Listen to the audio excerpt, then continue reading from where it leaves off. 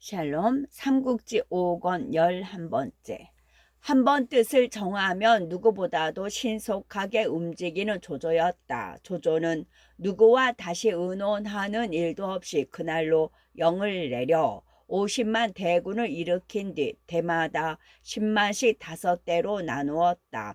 제1대는 조훈과 조인, 제2대는 장효와 장합, 제3대는 하후동과 하후연, 제4대는 이정과 우금이 맡고 자신도 나머지 장수들을 거느리고 제5대를 이끌기로 했다.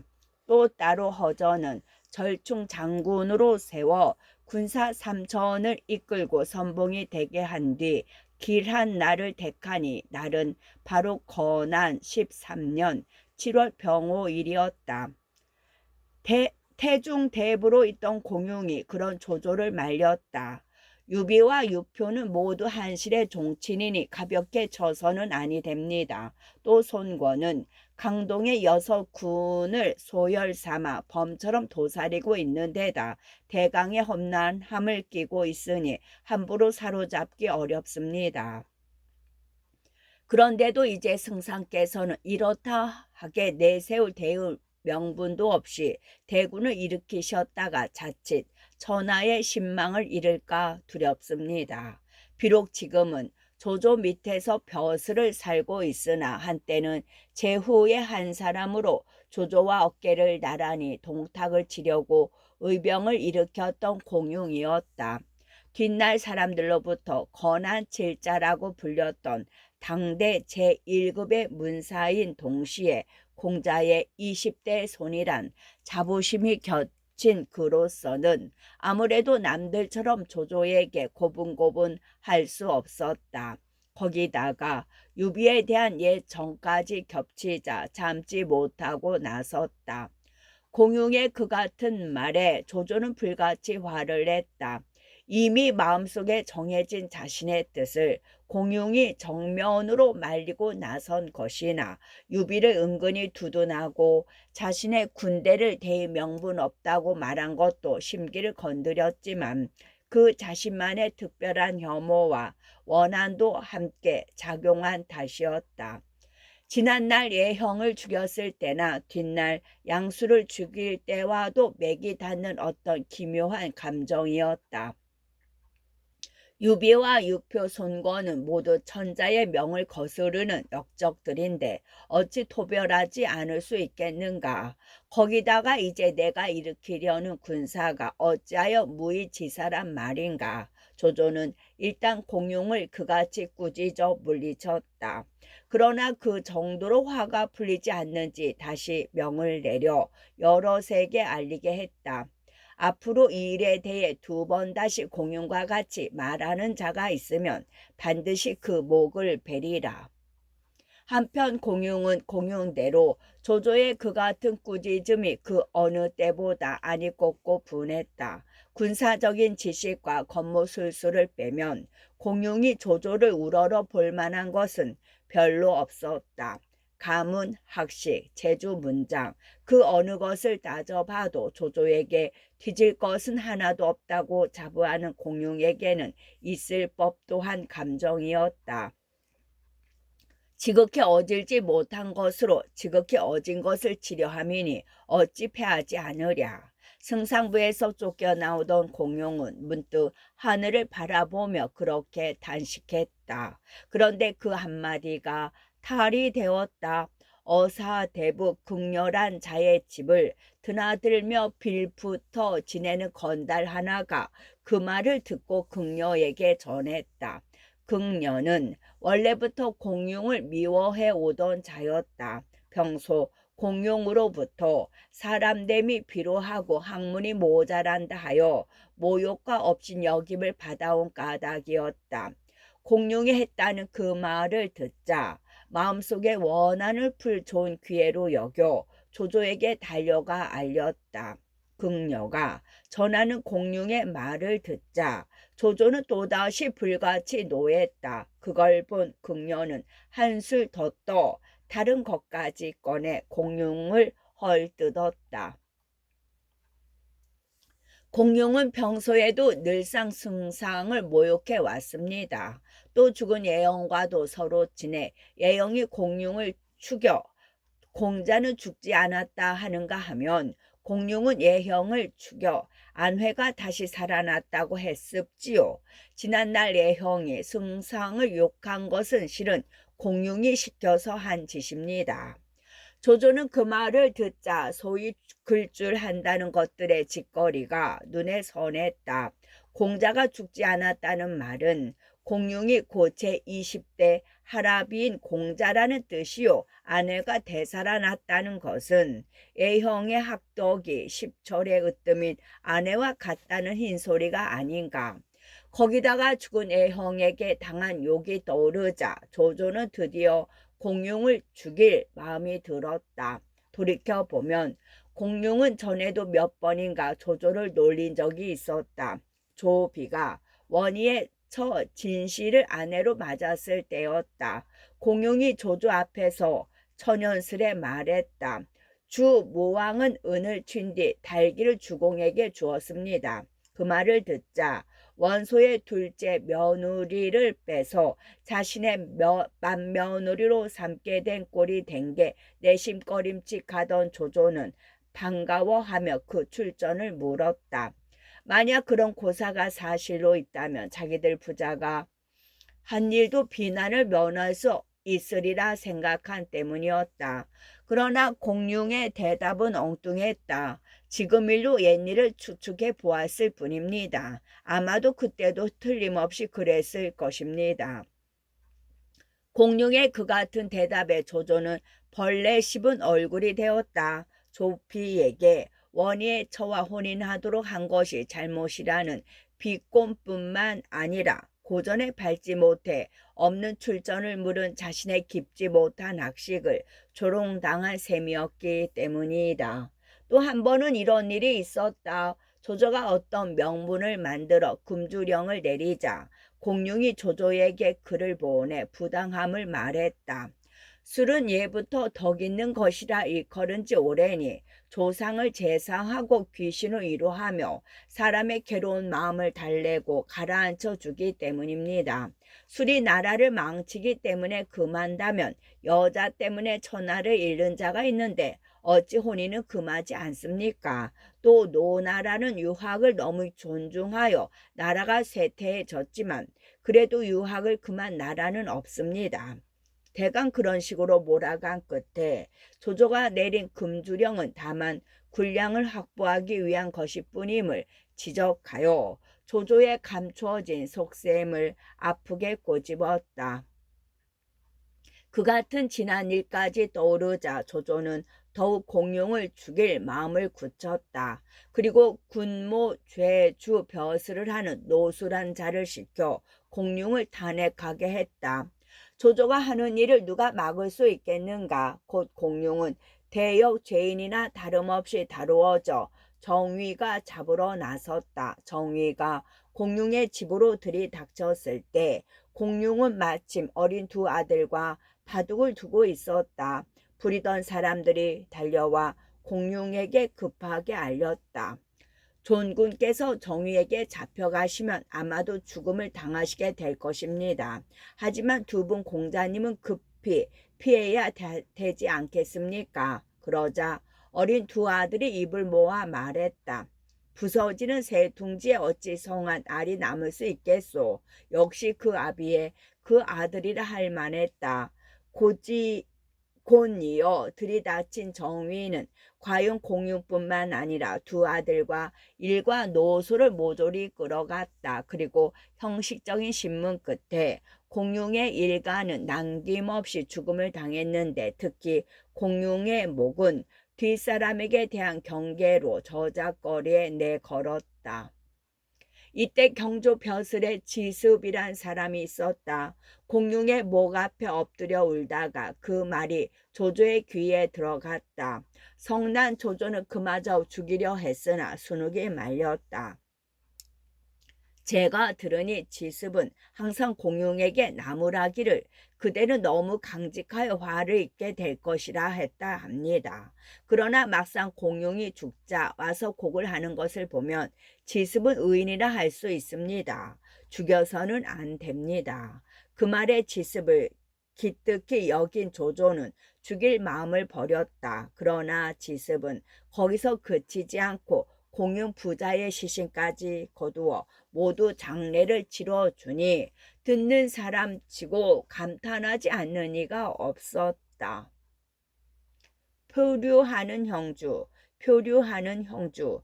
공용을 죽인 조조는 5갈래의 군사를 차례로 강남을 향해 진발시켰다. 허창은 순욱이 약간의 장졸들과 함께 남아 지키기로 되어 있었다. 이때 형주의 유표는 병이 더욱 깊어졌다. 스스로 남은 목숨이 길지 않음을 짐작하고 사람을 시켜 신하의 유비를 불렀다. 뒷일을 당부하고자 함이었다.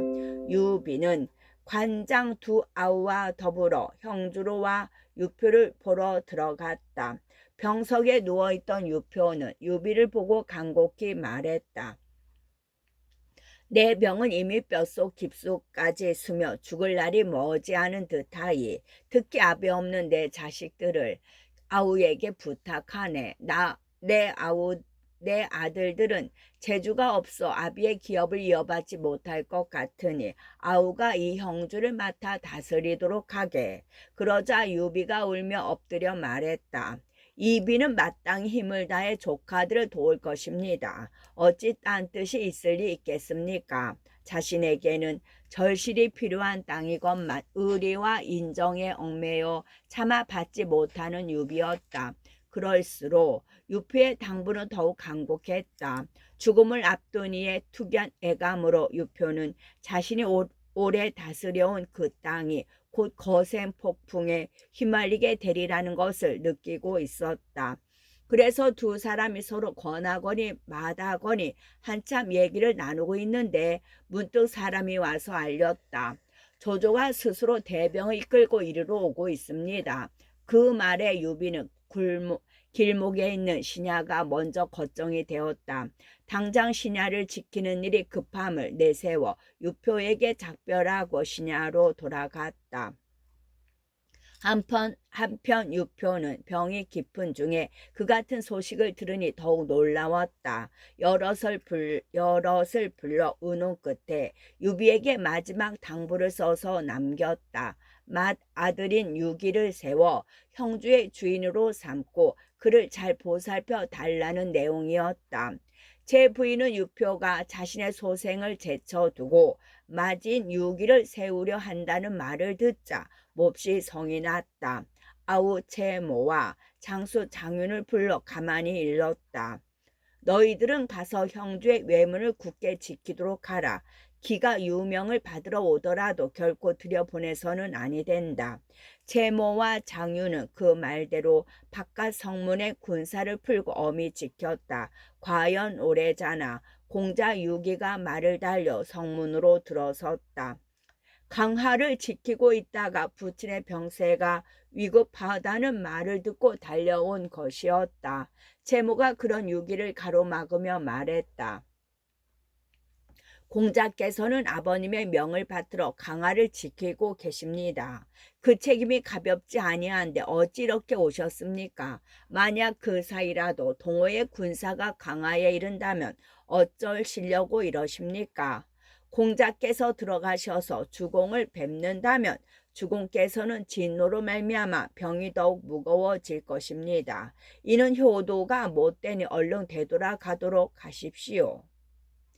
말은 그럴듯했으나 군사를 풀어 지키고 있는 품이 억지로 들어가려 한다 해도 들여보내줄 것 같지가 않았다. 이에 유기는 성문 밖에서 한바탕 크게 곡을 한 뒤에 말에 올라 강하로 되돌아갔다. 이때 유표는 목숨이 다해 가면서도 맏아들인 유기가 오기만을 기다리고 있었다. 여럿 앞에서 직접 유기를 내세워 후사로 삼음으로써 아무도 그 일에 딴소리를 못하게 하려는 심산이었다. 제 부인이 굳이 유기를 못 오게 막은 것은 바로 유표의 그 같은 속뜻을 짐작했기 때문이었다. 그리하여 유표는 결국 맏아들을 보지 못한 채 그의 8월 무신일에 몇 소리의 고함과 함께 숨져 버렸다. 유표가 끝내 후사 문제를 밝히지 못하고 숨져 버리자 제 부인은 처음부터 마음속에 품고 있던 계책을 실행에 옮겼다. 제모 장윤에게 거짓으로 유촉을 쓰게 하여 자신이 낳은 유종을 형제의 주인으로 세운 뒤에야 발상을 했다. 이때 유종의 나이 겨우 14이었다.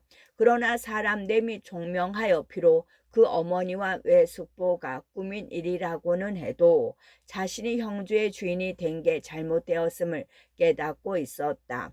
중요한 관원들을 모두 불러 모은 뒤 꾸짖듯 말했다.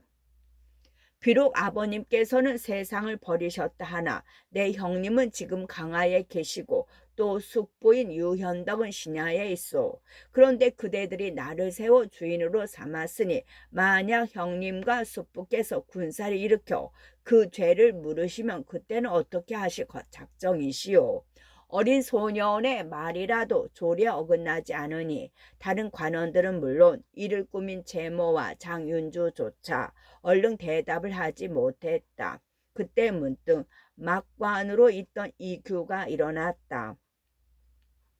공자님의 말씀이 참으로 옳습니다. 어서 강화로 슬픈 소식을 전하고 큰 공자님을 모셔와 형주의 주인이 되도록 하십시오. 또 유현덕에게도 돌아가신 주공의 뜻을 전해 큰 공자님과 함께 일을 처리하게 해야 합니다. 그리하면 북으로는 조조를 막을 수 있고 남으로는 송권에게 맞설 수 있으니 그것이 바로 만전의 계책이 아니고 무엇이겠습니까? 그러자 비로소 급해진 채모가 버럭 소리를 질러 이규를 꾸짖었다. 이미 형주의 주인은 정해졌거늘 너는 어떤 자이기에 어지러운 말로 돌아가신 주공의 유명에 거역하려 드느냐.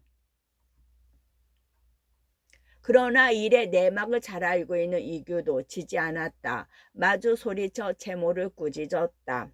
너희들은 안팎으로 무리지어 서로 짜고 거짓으로 유명을 꾸며 마지를 내치고 둘째를 주인으로 올려 세웠다. 정말로 형주 양주의 9고울이 채시 일족의 손에 들어가는 게 눈에 훤히 보이는구나.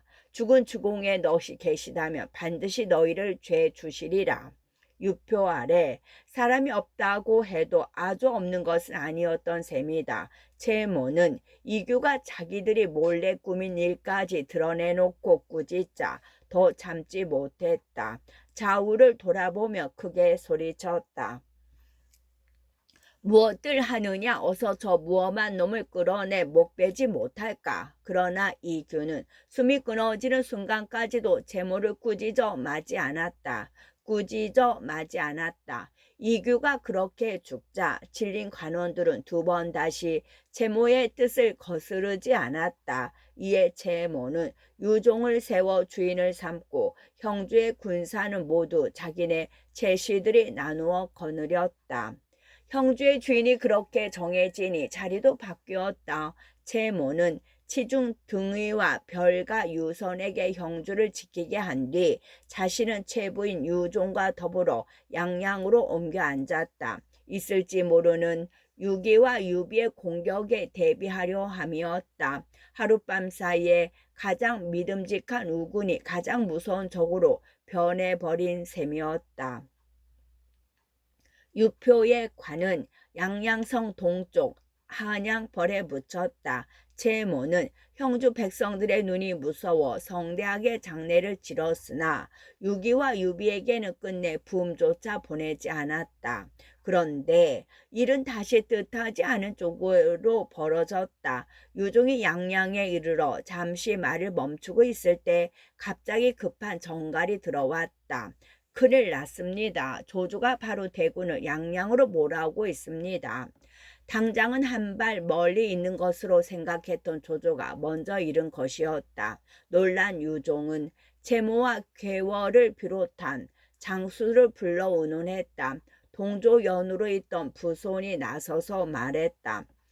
두려운 것은 조조의 군사가 오고 있는 것뿐만이 아닙니다. 지금 강화에는 큰 공자가 있고 신야에는 유현덕이 있습니다. 우리는 아직 그 둘 모두에게 부음조차 전하지 않았으니 만약 그들이 군사를 일으켜 그 죄를 물으러 오면 형주와 양양은 위태롭기 그지없습니다. 제게 한 계책이 있는데 주공께서 써주실는지요. 형양의 백성들 편안할 뿐만 아니라 주공께서도 이름과 벼슬을 고이 보존할 수 있습니다만 그게 어떤 계책이요? 유종이 반가워하며 물었다. 형주와 양주 앞고를 들어 조조에게 바치는 것이 어떻겠습니까? 그리하면 조조는 반드시 주공을 두텁게 대접할 것입니다. 엄청나다면 너무도 엄청난 말이었다. 유종이 문득 목소리를 높여 부손을 꾸짖었다. 그게 무슨 소린가? 아직 아버님의 기업을 물려받은 지 며칠 되지도 않는데 어찌 남에게 주어 버리란 말인가? 그때 곁에 서 있던 괴월이 부손을 변들어 유종을 달래듯 말했다. 부손의 말이 옳은 듯합니다. 물은 무엇에 거스르고 무엇에 따를까를 정함에는 의지해야 할 큰 줄기가 있는 법이요. 강함과 약함도 이미 정해진 대세가 있는 법입니다. 결코 마음 내키는 대로 일을 처리해서는 아니 됩니다. 지금 조조는 북쪽을 병정하고 남쪽을 치는 데에 한 가지로 조정의 이름을 빌려 하고 있습니다. 주공께서 항거하시면 바로 조정을 거역하는 것이 되어 명분에 바르지 못하게 됩니다. 거기다가 주공께서는 방금 새로 형주의 주인이 되신 데다 바깥에 근심거리가 아직 없어지지 않은 터에 또 안에 근심거리가 머지않아 일게 되어 있습니다. 그 바람에 형주 양양의 백성들은 조조의 군사가 왔다는 말을 듣고는 싸워보지도 않고 겁부터 집어먹고 있습니다. 그런 백성들과 더불어 어떻게 조조에게 맞설 수 있겠습니까? 개월은 유표가 살아있을 때부터 형주에서 으뜸가는 모사를 자처해온 자였다. 그까지 부손의 편을 들고 나서자 유종도 무턱대고 꾸짖을 수만은 없는 일이었다. 유종은 문득 처연한 얼굴이 되어 단식하듯 말했다. 여러 공들의 말씀을 내가 따르기 싫어 이러는 것은 아니외다. 다만 돌아가신 아버님께서 물려주신 기업을 하루아침에 남에게 내주자니 천하의 웃음거리가 될까 두려울 뿐이요. 그러는데 또한 사람이 나서더니 앞서의 두 사람을 편들어 크게 말했다. 부월과 개월의 말이 매우 옳은데 주공께서는 어찌 따르지 않으십니까? 그 말이 하도 당돌에 모두 놀란 눈으로 바라보니 그는 바로 왕찬이란 사람이었다. 왕찬은 사냥 딴 사람으로 자를 중선이라 했는데 얼굴은 수척하고 키는 작았으나 재주가 놀라웠다. 어렸을 적 당대의 제일 가는 문사라 일컫는 채옹을 찾아갔을 때의 일이었다. 그때 채옹의 집에는 귀한 손들이 가득 자리하고 있었건만 채옹은 왕찬이 왔다는 말을 듣자 신발을 거꾸로 신고 달려나와 맞아들였다. 그 자리에 있던 손들이 이상히 여겨 물었다. 제 중랑께서는 무슨 까닭으로 이 어린아이를 이토록 높이 여기십니까? 그러자 채옹이 서슴없이 대답했다. 이 아이는 빼어난 재주가 있어 내가 오히려 미치지 못합니다. 어찌 소홀하게 대접할 수 있겠소이까? 또 왕차는 널리 들은 것이 많고 기억력이 남달랐다. 일찍이 길가에 선 비석을 한번 훑고 지난 뒤에 그 비문을 그대로 외워 보인 적이 있으며 또 한 번은 다른 사람이 바둑 두는 걸 구경하다가 그 판을 흙고 다시 놓은 적이 있는데 돌 한 점 들리게 놓이지 않아 보는 이를 놀라게 하기도 했다. 그 밖에도 왕차는 산술에 밝을 뿐 아니라 글도 썩 잘 지어 조정은 그가 겨우 17살 때 벌써 황문시랑으로 불렀으나 그는 벼슬길에 나가지 않았다.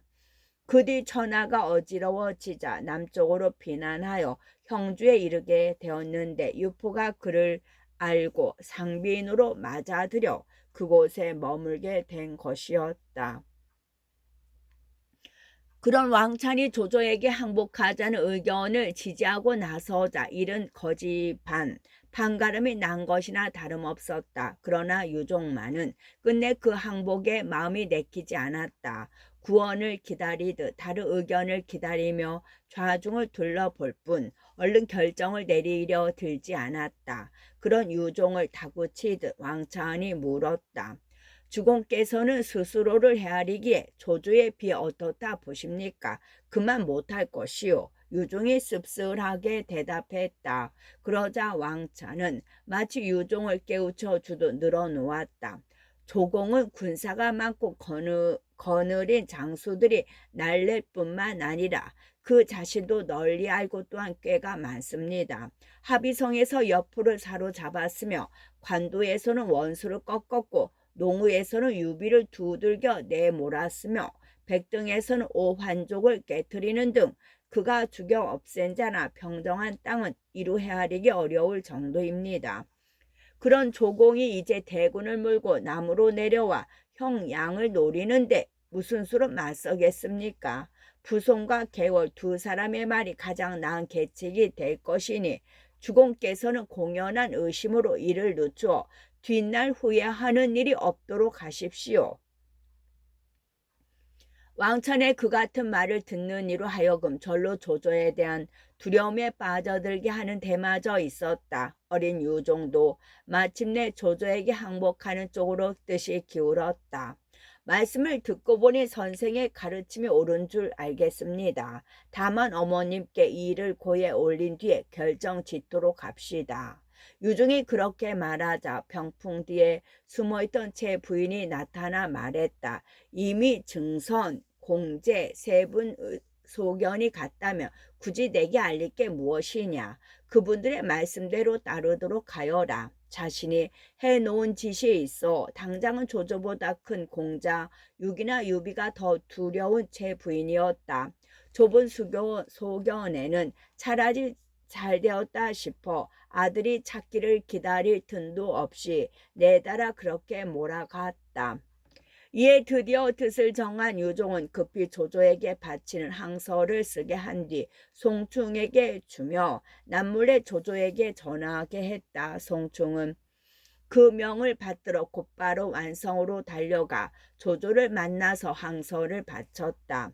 한바탕 어려운 싸움을 각오했던 조조는 그 뜻밖의 항서에 몹시 기뻤다. 송충에게 무거운 상을 내린 뒤 일렀다. 너희 주의 유종더러 성을 나와 나를 맞으라 일러라. 그리하면 나는 유종을 영구히 형주의 주인으로 세워주겠다. 송충은 조조에게 엎드려 절하며 감사한 뒤 곧 형주로 돌아가는 길에 올랐다. 그런데 막 강을 건너려 할 때였다. 문득 한때의 인마가 자기에게로 달려오는 게 보였다. 놀라 바라보니 앞선 장수는 다름 아닌 관운장이었다. 송충은 피해보려 했으나 이미 늦은 뒤였다. 자신을 알아보고 부르는 관운장을 거역하지 못해 하는 수 없이 관운장과 마주하게 되었다. 어디 갔다 오시는 길이요? 관운장이 뚫어질 듯 송충을 살피며 불쑥 물었다. 엄청난 내막까지는 몰랐지만 까닭없이 당황하는 송충이 수상쩍어 물어본 것이었다. 송충은 처음 거짓말로 어떻게든 빠져나가 보려고 애썼다. 그러나 관운장이 쉽게 놓아주지 않고 꼬치꼬치 캐묻기 시작하자 마침내 앞뒤의 사정을 하나하나 빠짐없이 덜어놓았다. 그 기막힌 내막을 듣자 관운장은 크게 노했다. 그 자리에서 송충을 묶어 신야의 유비에게로 데려갔다. 관운장으로부터 자세한 전말을 들은 유비는 문득 크게 소리내어 울었다. 유종이나 그를 둘러싼 간사한 무리를 위해서가 아니라 죽은 유표를 위해서였다. 조조에게 쫓겨 갈 곳 없이 된 자신을 따뜻이 받아들여 주었을 뿐만 아니라 제시 일족을 비롯한 숱한 사람들의 참소를 듣고도 끝내 자신을 믿어준 유표였다. 유표가 반생에 걸쳐 힘들여 이룩한 기업이 못난 자식에 의해 하루아침에 남에게 넘어가게 된 일이 애석하고도 분했다. 일이 이미 이렇게 되었으니 먼저 송충을 목뺀 뒤에 군사를 일으켜 강을 건너도록 합시다. 양양성을 빼앗고 제시 일족과 유종을 죽인 다음 조조와 싸우면 되지 않겠습니까? 장비가 울고 있는 유비에게 그렇게 재촉했다. 유비가 울음을 그치며 장비를 꾸짖었다. 너는 좀 입을 다물지 못하겠느냐? 나도 헤아리는 바가 있으니 함부로 떠들지 마라. 그러고는 이에 송충을 소리쳐 꾸짖으며 내쫓았다. 너는 여럿이서 이 같은 일을 꾸미는 줄 알면서도 어찌 내게 와서 알리지 않았느냐. 이제 너를 못 뺄 것이로되 그래봤자 아무것도 이로울 것이 없어 살려보낸다. 어서 가거라. 꼭 죽는 줄 알았던 송충은 그 같은 처분에 절하여 유비에게 감사한 뒤 머리를 쌓고 쥐새끼 내빼듯 양양으로 돌아갔다.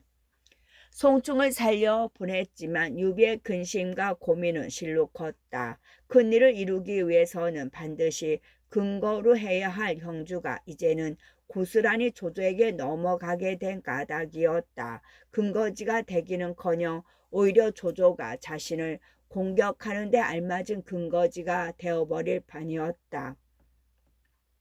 유비가 그 일로 한참 걱정하고 있을 때 호련 공자 유기가 이적을 보내왔다는 정갈이 왔다. 유비는 전에 이적이 채모의 흉계로부터 자신을 구해준 은혜를 생각하고 계단을 달려 내려가 이적을 맞아들였다. 이적은 유비가 지난 일을 2번, 3번 감사하자 그 말을 겸손하게 가로막으며 자신이 온 뜻을 밝혔다.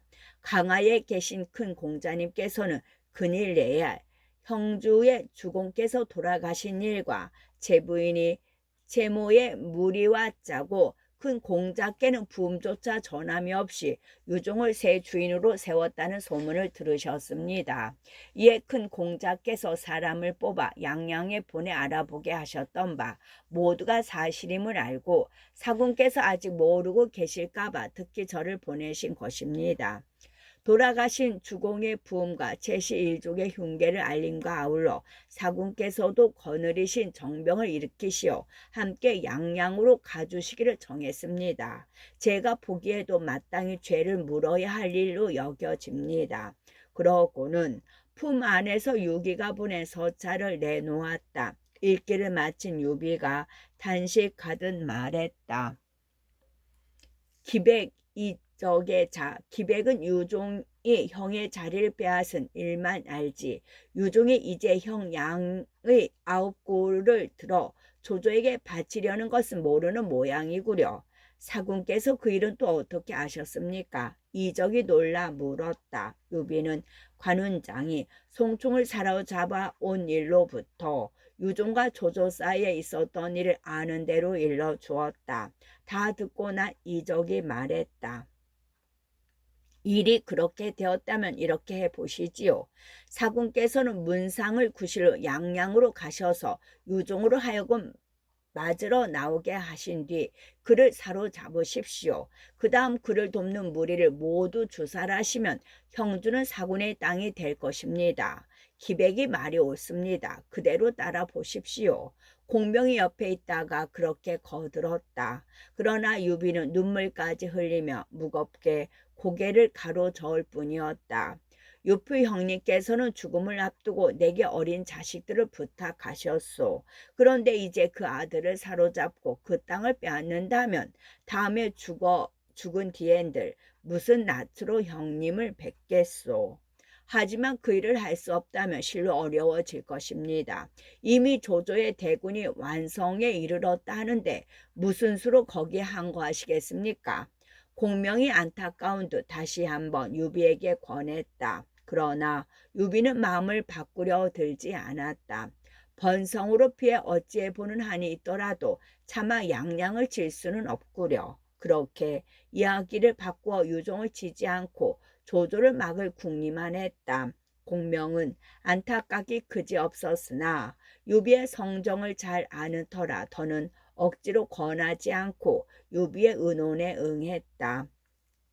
한참 이 일 저 일을 서로 의논하고 있을 때였다. 정탐을 나갔던 군사가 나는 듯 말을 달려 돌아와 알렸다.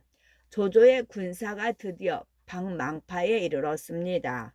조조의 그같이 신속한 용병에 유비는 놀라고도 당황했다. 이적을 재촉해 급히 강화로 돌려보낸 뒤 거느리는 군마를 모두 모아 정돈하는 한편 공명에게 물었다. 이제 어떻게 조조와 맞서야 되겠소? 주공께서는 마음을 조금 너그럽게 가지십시오. 지난번에도 불 한 다발로 하우든의 군마를 대반이나 불살라 버리지 않았습니까? 이번에 조조의 군사가 또 왔다니 그에게도 반드시 그 같은 계책에 뜨거운 맛을 가르쳐 줘야겠습니다. 다만 신야는 우리가 있어봤자 별로 얻을 게 없는 곳이니 빨리 번성으로 옮기는 것이 좋겠습니다. 공명이 그렇게 대답했다. 그리고 이미 생각해 둔 게 있는 듯 말을 마침과 아울러 사람을 보내 내 대문에 방을 써 붙이게 했다. 남자, 여자, 늙고 젊고를 가릴 것 없이 따라가고 싶은 자는 모두 우리를 따라오기 바란다. 우리는 오늘 잠시 번성으로 옮겨 적의 예봉을 피할 것이니 부디 그릇됨이 없게 하라. 그런 다음 손건을 물가로 보내 배를 걷어들이게 했다.